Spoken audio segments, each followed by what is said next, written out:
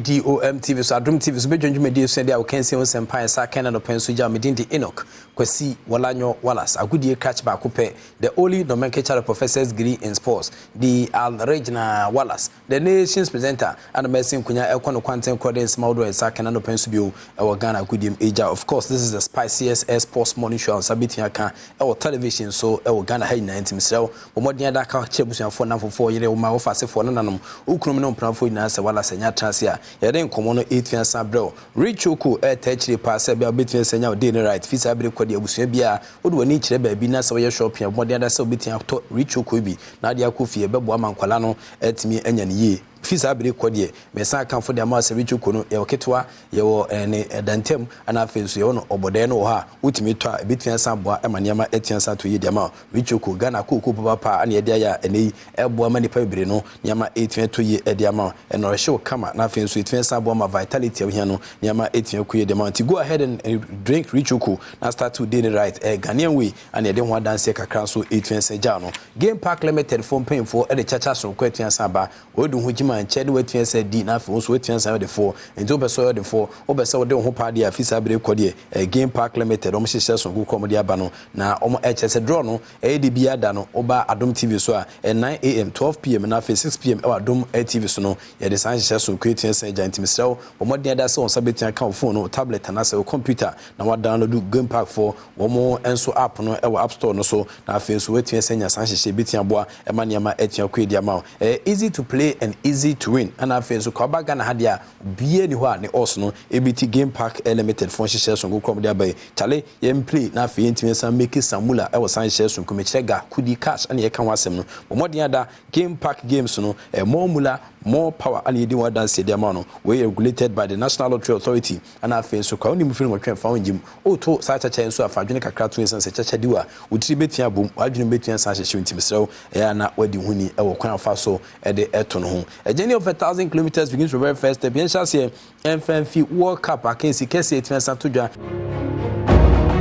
na Hong Kong moka kaidi eja no nyame adoma matches na 8 fiansa to so round of 16 she no so say Switzerland e beton say their first pay no ma she kan memeda na sa kese kese ne betia top fam na Japan and so ne Norway e de betting time so Netherlands beton say the first South Africa no so e kwese da kese a and so e beton fam na fe Sweden and United States of America former and e de bebo so England beton say the first Nigeria alata former no edwada and sa kese ne betia ba so edwada kro na Australia and Denmark for and dia kese ne betia pem so we female Cup yes afana ina ma omo yo sintawe na mabene akware da mu e obodi bom no ana nei omatia ko pim e osa kinsim Ghana yentimi ankobi yenhwe ne so na afa yefa ni twensan pre-season friendlies a etwensan todwa e de ama clubs bia omo so atotom ne ma yi e wabru pre-season friendlies are clubs ne bi yes be betin that into mompo mo dia be share kensi kese anche bia e be share se wo Europe no kakra ana ye de eja no afientin tom Mohammed Polo the legend ono so na kache na sentem Ghana under 17 under 20 under 23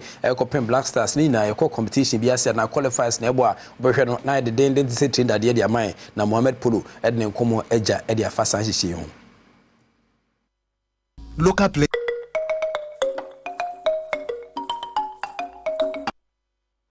local players omo ball locally the quality of local cannot meet the requirement of blaster this they are outside they are all Ghanaians but omo cause and I mean it's no under 17 sister yentumen qualify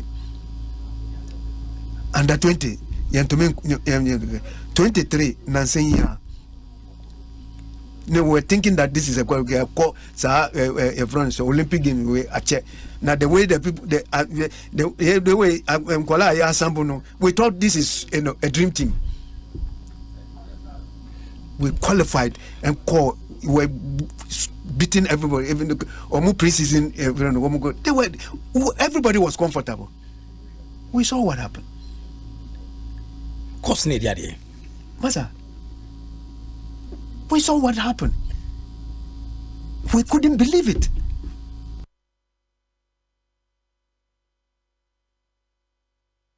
Nti Mohamed Polo as of for legend na afin so osi akan dem the senior national soccer team Black Stars of Ghana na nei Western Nema ACL course obehwe nim say or the 3 days clinic we tian certain times so na for atete kwala nkuma na afom so mepem no oma be so no osi akan e de ama my Ghana but say the quality na ye hwe no ebi enhye any Ghana yenko Songo stake Patrick Osajman countryman Songo e wo ahoma no so na afin ne ntwe nkuma na afin ntie ne nkoma Patrick Osajman edeba hello Songo. Professor, fantastic morning. Bibia Boko there. Okay, Bibia Boko. Professor Atifika. I feel me tunka. You're calling for roadmap, Abba. Football election. Roadmap. Me Apollo Kenyano. Unya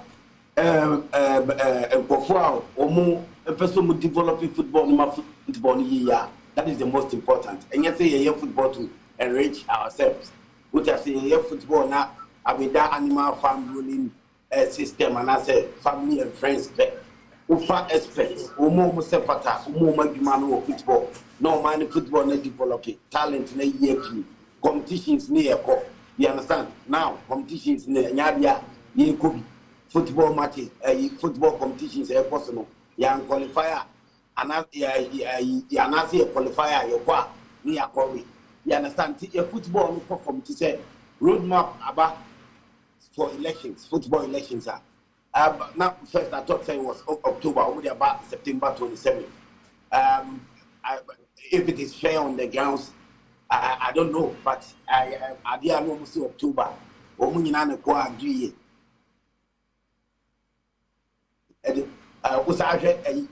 Elections here, everybody here, regional elections, any district elections, no kind action council up to president election. And Sana, your president, Libya, they are called district and the regional elections, no, which I don't see say correct because when you president of the association in Libya, the only Fabia would not be no. Since they win a presidency, you are forced to over to a man who you understand? I hope say it will be free and fair. And yet, and conform person who give positions, the brain of football within a year, the most important. So, maybe you more Akuma football here developing. I'm a Ghana football, and yes, football is a was in the year, was in Mahova TV, was in home. We are on top of issues. New as now football a tournament, young national teams in Queen, local football in Queen. It is almost every elections in the back. We must be a nomination for. That is August to on the 10th or so. Now say August, and I'll be just about 5 days. But no, so we are putting things together. I'm just hoping say elections, to be on fair grounds. Based on the fair grounds, I'm going to yet many a painful. Who make me a football, and I'm a football, and our delegates who won't go to a bank. You should be very careful. Woman also look to me, Eddie, at your papa, and for Jessica. And Tom Nansa Wagini and Kotua Maudia. If you only say football, no to me yet, and no to me football in Kunkonim. And yet the piano say I told Nansa, I told Wagini with Sita, Tikotua Bamami. It is say football elections, roadmap out, you're calling for it. Abba, I'm just hoping say will be able to match normal should be on fair grounds. But maybe when he said, I mean, say I got 2 presidential elections and Sana. Yeah, 2 other ones in the and bad and you're correct. Me only say yes, me only say any person who for so no more day. Or to me in ya because you have 2 presidential elections and we need a president now. I think what original president with the now if you are sending people so to know so we let you and also to Obama. Now I mean president William go for no more football. We was for now, you're meeting in football, they say in football, they perform a tournament where you qualify. You qualify for the Aquapon. It is that football in Ghana, that personal interest, no, or say free walk. Now you see develop game, them again, and you could any mamma, Mama, in 2 to Mama, young lawyers, no, who just trophies, no, mind football pitcher. Then, Niaka Biana and playing for young women, almost to separate, almost be young there. It is for now. If we say we are putting the all together, if we say we would need a tough competition for football elections, no, the Nicolas will move go on the post and I said, no, test no go on the post and I nipa back page now, the I say, oh, gonna play football president. No, that we need competition into. I'm on sorry. What I say, so-called football people, any more that feeling is on Ghana football. Almost sorry, no more to me. Any elections will be to me. Can we just need a free and fair elections? It we are hoping, say, the month of September 27th, elections will be to me free and fair. If a bit me about some Kwadia, near to me, a develop football now letting up, Professor. Oh, okay. 1 p.m. Our fire for fire and every more fire. Patrick Osage, my countryman, so go said dates, and as a roadmap no for elections, let me answer about the question and the bicycles or intervals. Candidates no be here not for more the affiliate forms no isa, and no power one person assistant is here quite be the canto president, the president, the now so Uchenity and Yakan Homa, it's a Finny Court District Regional Football Association, now got to Abanadia, and say Beko to my president, Koya Queen and Washa, now and to me, Uncle Bois, and Tinyamia Duma, a restaurant and Yama is here. Patrick Osage, we the medal was saying, no pay, say, when them come on, ham see so at Yansaba, Yamia Nevia, the best actual view. Professor, I win your power, sir. Year 2 president elections and Sana 2 district in the regional. Yeah. Also, Musisano, Minyaya, Mimidi, on my taking, also Musisano, Omuto district in the regionals, Nibia, now for presidential election, no, Omudia chefs for football, then so over to president election, and a presidential election for football, 2 years. After one president, no, Nipano, Ubia, Wojina, Bia, Stanley, Biana, ye president, Unipebian. You are forced over to Abaman. Chalomuma, no Mamma, football, I say. More fire. Okay, more fire. Okay. Ti Patrick Osage, my countryman Sungu, and also Edison Kumoiso, Eti Asabano.